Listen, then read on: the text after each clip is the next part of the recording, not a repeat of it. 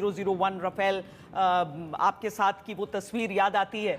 बहुत अनफॉर्चुनेट हो जाता है कि हमारे देश की पॉलिटिक्स में हमारे हथियारों को भी, जो कि देश की रक्षा के लिए उतने ही ज़्यादा ज़रूरी है जितना कि एक सैनिक, उनको भी खींचा जाता है। हाल में हमने राफेल का एक खिलौना लेकर भी पॉलिटिकल प्रहार देखे, पर राफेल असलियत में हमारे देश को कितना मजबूत कर गया है सर? नहीं, राफेल की जो ओवरऑल कैपेबिलिटी आज की तारीख में बहुत ही एडवांस्ड है।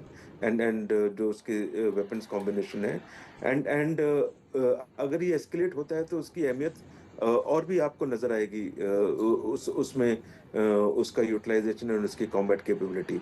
सो एक तो इस तरह की सिचुएशन में उसका कितना योगदान रहा, कितने राफेल यूज हुए, वेपन्स वगैरह, वो सब आने वाले समय में पता चलेगा। उसके लिए हमारे पास कई कॉम्बिनेशन हैं, पर जब भी अगर एस्केलेट करता है, एंड हमारे एयर डिफेंस नेटवर्क का एक बहुत ही एक strong component and strong strength Rafale से आती है। So in terms of combat capability एक बहुत ही इंपॉर्टेंट इंडक्शन रही है, बहुत ही इंपॉर्टेंट, और हमारे जो ओवरऑल आर्सेनल है उसमें सबसे ज्यादा इंपॉर्टेंट।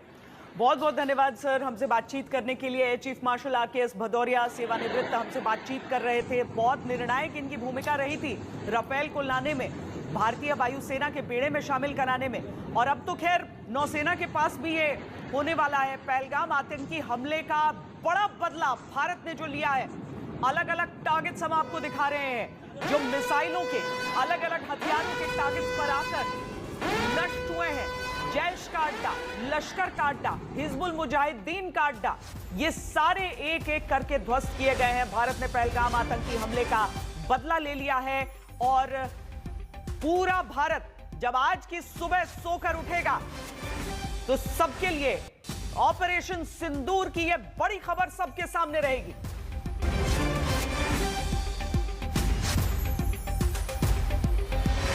भारत ने पहलगाम आतंकी हमले का बदला कुछ इस प्रकार लिया है कि 9 ठिकानों को ध्वस्त किया है। आतंकी ठिकानों को, 9 आतंकी ठिकानों को ध्वस्त किया है भारत ने। भारत की संयुक्त सेनाओं ने, और उनकी तस्वीरों का एक तरह से पाकिस्तान के भीतर सीधा प्रसारण भी हुआ है।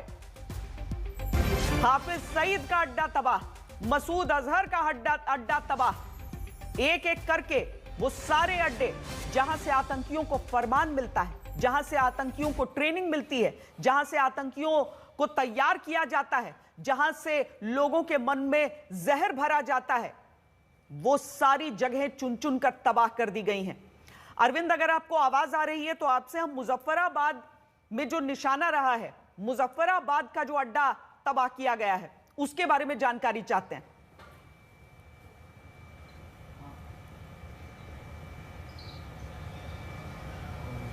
तो न सिर्फ ये पहलगाम हमले का बदला है, 26/11 हमले का भी बदला है। ये बहुत बड़ी खबर मैं आपको बताने जा रहा हूं, क्योंकि जो मुरीदके में हाफिज सईद का अड्डा उड़ाया गया, जो हाफिज सईद का ब्रेन, जिसका नाम मरकजे तोयबा है, जो लश्कर का मेन हेडक्वार्टर है मुरीदके, पंजाब पाकिस्तान में, न सिर्फ पीओके बल्कि पाकिस्तान में भी ये अटैक हुआ है।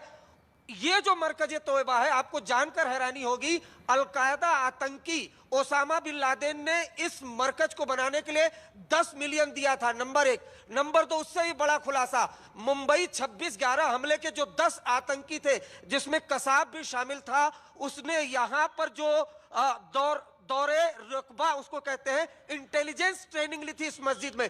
बहुत अहम खबर इसलिए भी है क्योंकि देखिए, सिर्फ पहलगाम में 22 अप्रैल को हमला हुआ था, 26 हमारे निर्दोष नागरिकों को मारा गया था। उसके बाद भारत ने ये जो जवाबी कार्रवाई है, एक साथ भारत में जितने हमले हुए थे सबका बदला लिया है यहां पर, क्योंकि मरकजे तोयबा, हाफिज सईद, आपको बता दूं, हाफिज सईद के लिए बहुत बड़ा झटका है। हाफिज सईद का ये ब्रेन माना जाता है मुरीद के।